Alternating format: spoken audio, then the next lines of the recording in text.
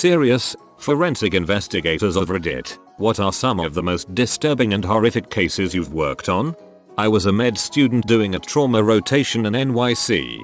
Guy comes into the super torn up, escorted by more than a few police officers, and handcuffed to the gurney. Long story short, he was mentally unstable and lived with his parents. He snapped that morning, stabbed both of them a bunch of times, then jumped in front of a subway train and got rolled up underneath it. He survived and remained conscious and even conversational as we literally cleaned tar off his skull. Not head, skull. Like, hold flaps of skin back and pull sticky tar and dirt from the bone. He couldn't see anything because his face was so badly injured. What stands with me forever were the conversations. He clearly was not living in the same reality as the rest of us. He talked a lot about comic books and TV shows. At one point, he asked us if this was going to take long. We all kinda look at each other, like WTF is this guy asking? The cop finally answers, "I'm not sure you're going anywhere anytime soon." The patient replies, "Well, can someone call my mom then and ask her to feed my birds?" Like, dude, you murdered your mom less than an hour ago. Jesus. Imagine coming around from a psychotic break to find out that you've killed your parents. Used to work in the field. Craziest was a chap who tied a steel cable to a tree, then through his car window, secured it around his neck, then floored the car. Cable ran out of slack and, well, pop. Always amazed me how clean it came right off. Decapitations are normally pretty messy, but this guy's creativity led to a fairly clean, instant, and memorable death for those who worked his case. Oh, and also toxic megacolon. Google image search that. Just not during dinner. Just imagine dying of a 20-kilogram turd stuck in your guts. Was like delivering the world's worst baby when we pulled it out during the PM. The latter one is how Elvis most likely died. Impaction from opioids. I'm still fresh in the field and don't have any super horrific stories, but I interned with a police department while working towards my masters. I went to a scene with a deceased adult male, suspected overdose and very recent. He was dead for around 8 hours, if I recall correctly. Nothing gruesome, but his parents found him. They were crying in the next room as an officer spoke with them. At some point we went into the deceased's bedroom, which he shared with his toddler, and I distinctly remember seeing all the toys on the floor and how they were the same ones my little cousins had. I started getting a bit emotional, but then we found bags of powder hidden in the child's clothing drawer. At the university, I took a medicological investigation course that was taught by a medical examiner. Lots of case photos. But the one I remember was of a suicide bomber. The explosives he had wrapped around himself exploded downwards. Everything below the waist was either gone or a tangled mess, but his top half looked completely untouched. I also did a mock reconstruction report for the 1970 MacDonald murders. I had access to scene and autopsy photos, including those of the children. These were almost 50-year-old pictures, so the quality was not the greatest, but I don't think I'll forget them for a long time. I've seen the crime scene photos of the MacDonald murders. Messed me up for a long time, considering I've got 2 daughters myself. Terrible and heartbreaking.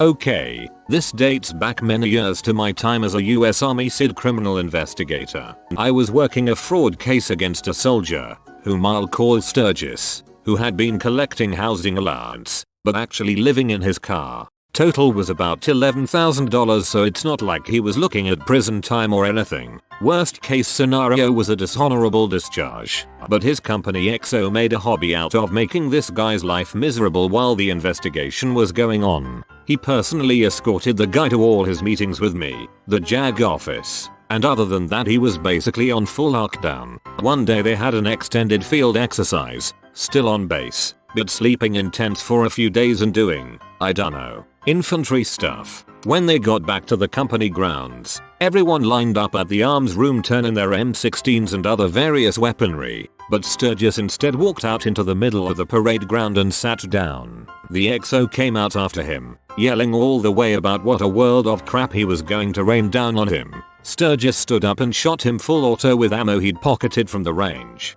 Stitched him from groin to neck. Then Sturgis sat back down and put the muzzle to his eye socket and held the trigger down for as long as he could. Once the duty agent who got the call put together who the cast of characters was, he called me since I had the existing case file. When I got there, the XO's body was gone. They'd taken him to the Updoot DOA. Sturgis they didn't bother with since his head looked like a deflated basketball. Turned out that the bullet from his rifle went right through his brain and shattered the top of his skull, and the muzzle gas pushed his brain completely out of his skull. One perfect hemisphere was laying next to him, the other a surprisingly long distance away and had landed in an anthill and was crawling with ants. I used a tongue depressor to roll the loose parts of Sturgis into a plastic bag. His autopsy was the next day, and I attended to take photographs for the file. Not a personal thing. That was almost 30 years ago, and I can still hear the medical examiner say, "Ugh, there's freaking ants all over this thing." Like, sorry dude, was that the thing that made this job too real for you? It's almost as if treating someone whose life already kinda sucks like complete crap doesn't tend to produce any good outcomes. Long story short, arson case. 2 kids die. Lady who started the fire also lived in the house but got kicked out by the owners for whatever reason. She had a previous felony arson charge. They found her a few days later living with her boyfriend in a tent with multiple gas cans. She was arrested and released with charges completely dropped. That's when I realized 1. How fricked our judicial system truly is, and 2. I didn't want to investigate homicides anymore. As an EOD tech, did a few post-blast analysis, PBA, on suicide bombers. The dong is remarkably resilient to explosions that don't produce a lot of fragmentation. It's just soft flesh, so it shears right off a lot of times then gets deposited in the local area. Pretty freaking whack thing to find when you flip over a piece of wood or something looking for evidence about the device. This is by far the most out there thing. I've spent 10 minutes scrolling through a violation and crap. Now I'm reading about blasted dongs. My mom was a state police forensic scientist and did the DNA for all sorts of horrific cases. Aside from the countless diddlers and incest debaucheries, I think the worst one she told me about was a girl who gave birth in her bedroom, hid the baby in a box under the bed, and her dog proceeded to eat the baby. She didn't tell her parents she was pregnant because they were very religious and she was underage. I was on the scene of a crash where a drunk mother went off the highway into the central median, which was basically a ditch. She hit a support column for a bridge and her 2 daughters, 6 and 8, were ejected. The 6-year-old was dead on the scene and the 8-year-old died in the helicopter on way to the hospital. Mom lived, of course. The impact was so hard that I was standing about 300 yards away with the car's battery at my feet. When Dad found out, he attempted to attack Mom in the hospital. Unfortunately, police were there to clear her to go to jail and stopped the dad. Don't drink and drive. Kids and adults, don't drink and drive. Digital forensics here. I had to sit through a film of a blindfolded, screaming 8-year-old girl being abused every way you can image by 2 overweight Russian men. The film lasted about 3 hours, and the abuse would have caused her permanent injury. The denouement was where the bag was taken off her head and a gun was presented to her face. If you've never seen a small child suddenly realize their own mortality, then I suggest you never do. One of them pulled the trigger and her head disintegrated in a shower of red mist and brains. The other held up a newspaper which was to show the date. The film had been commissioned by someone else who wanted this to happen, presumably so he could jerk off to it. Humanity is fricked. This is the worst one I've read. Kid who got his pajama drawstring stuck on bunk bed post when jumping down. The string ripped almost entirely out of the waist and must have caught him under the armpits. He managed to wiggle down out of it until he got to his neck. Needless to say, no bunk beds in our house after that. They have removed drawstrings from many children's clothes in recent years and old pajamas because of incidents like these.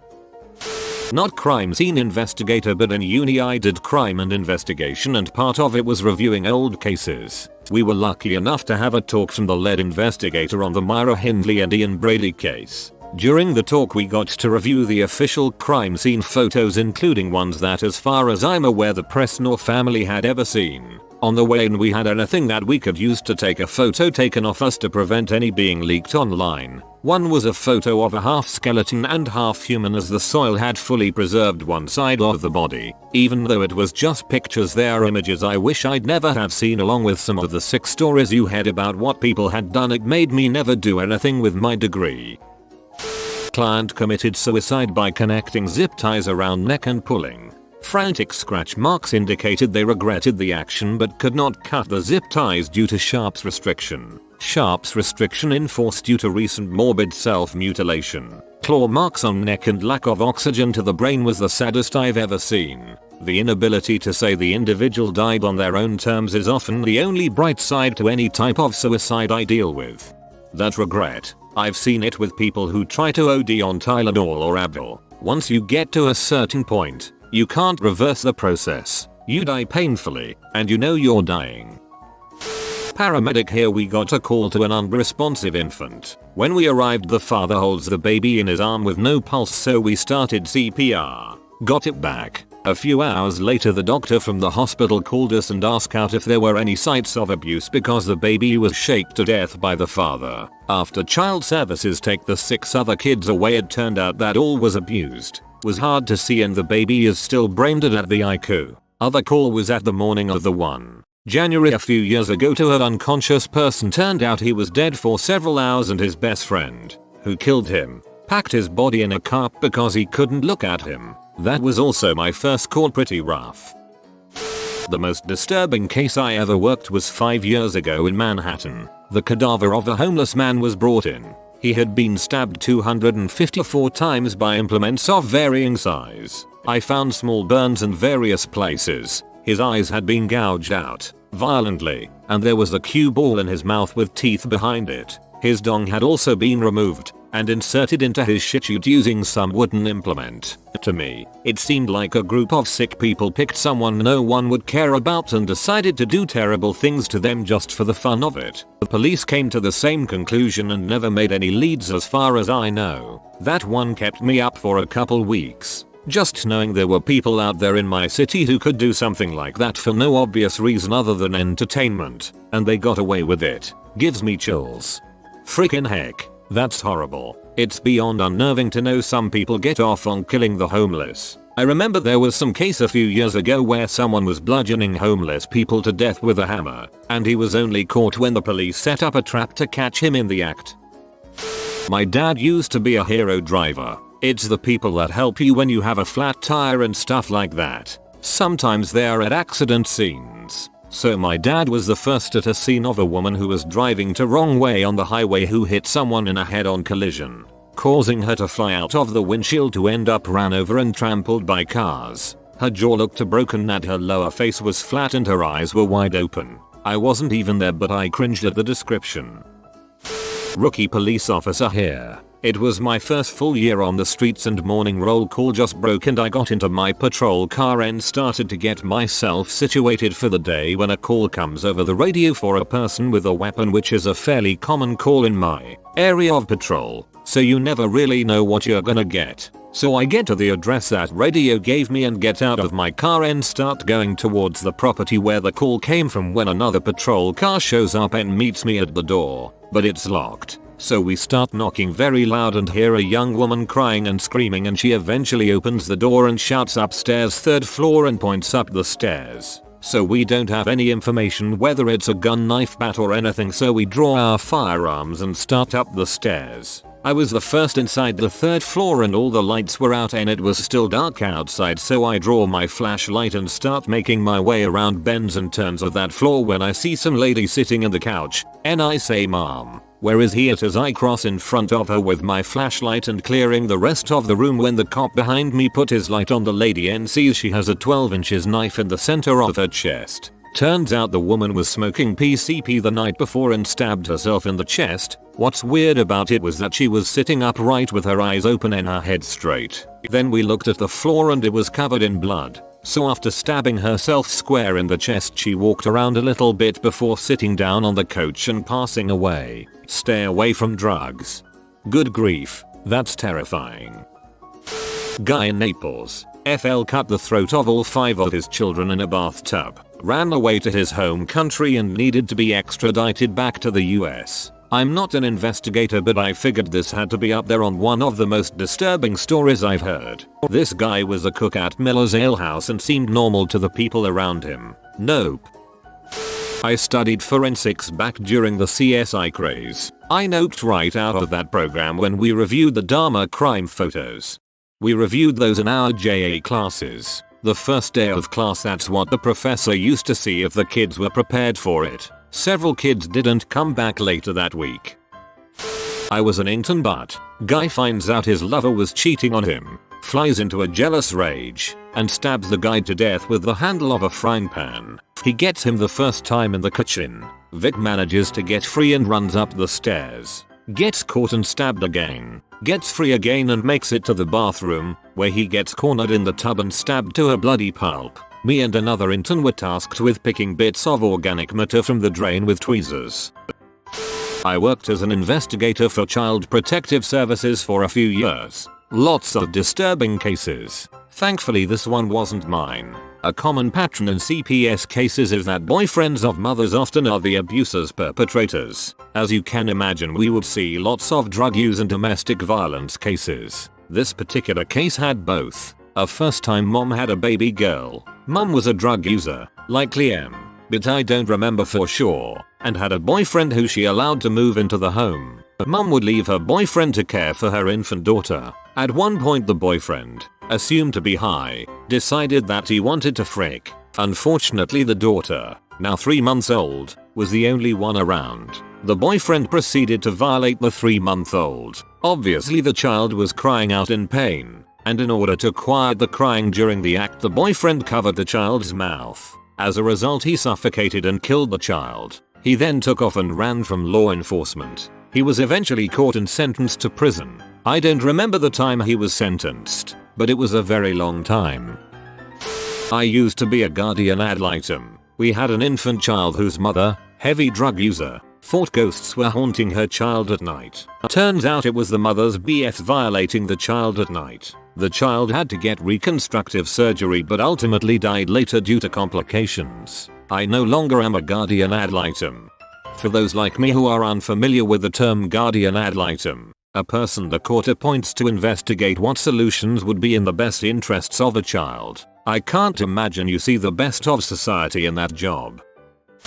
Got called in to do a post-blast at a government compound. Recovery operations couldn't really start until I was done due to additional hazards. One part of the building had completely collapsed, so I climbed up the rubble pile so I could take some measurements for my report when my leg sunk in. Turns out someone had been there during the initial explosion, so I was now knee deep in someone's chest cavity. Continuing to work the site, I had to go through a narrow hallway with the coroner working a body that had been shot and hit with a few RPG-7s, so it's a pile of goo mostly. I grabbed his shoulder to let him know I was passing, but he ended up tripping me into the mosh pile by being startled. By the end of the day I looked like someone in Evil Dead.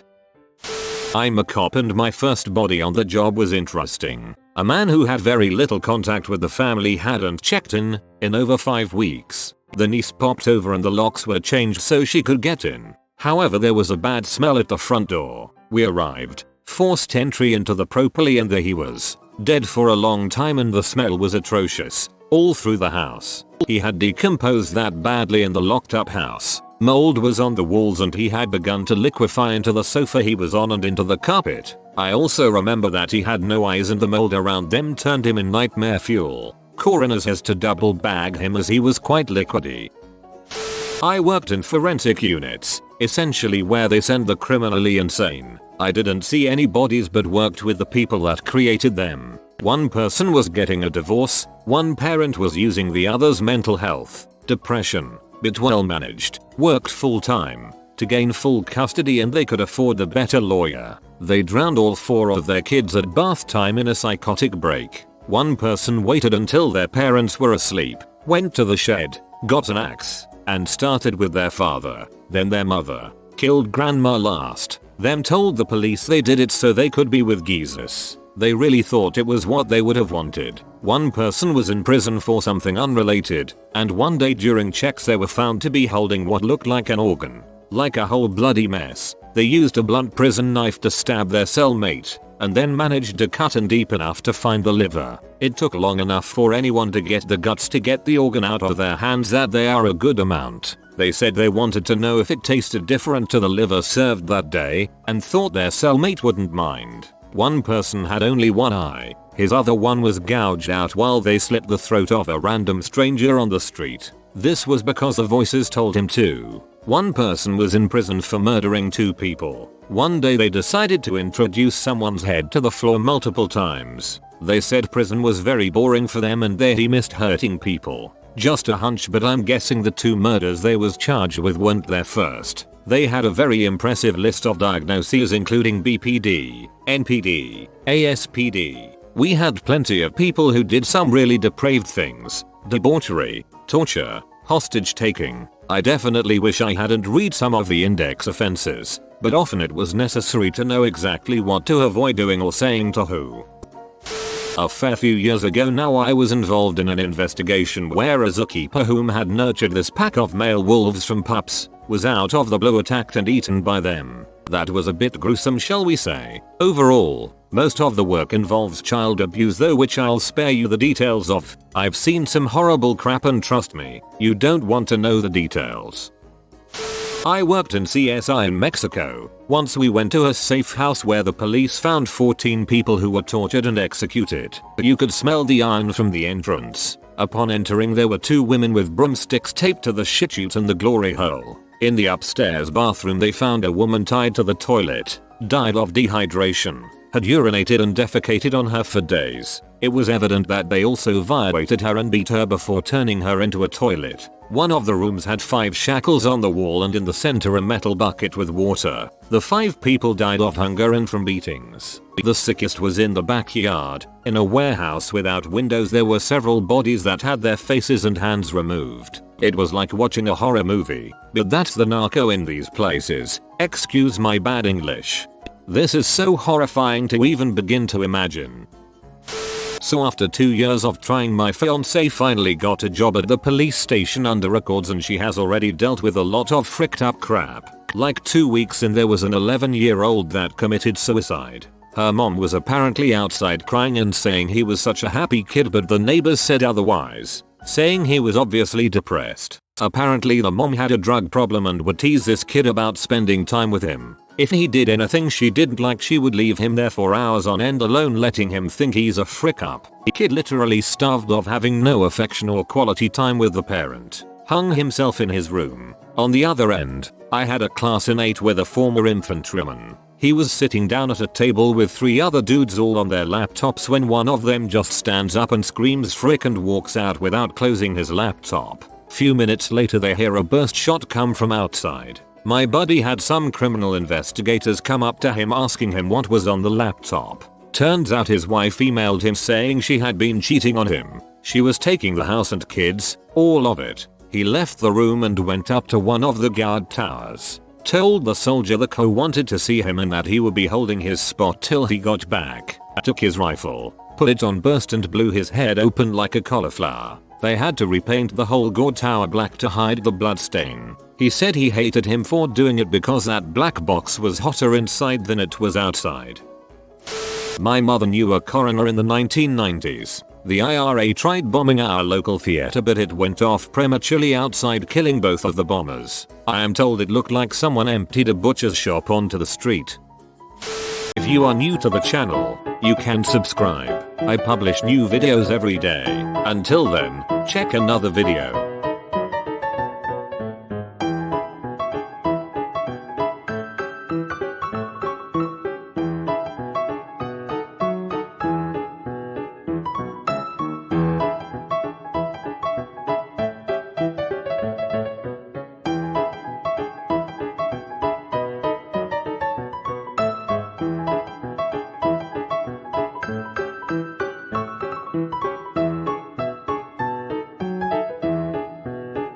Bye for now.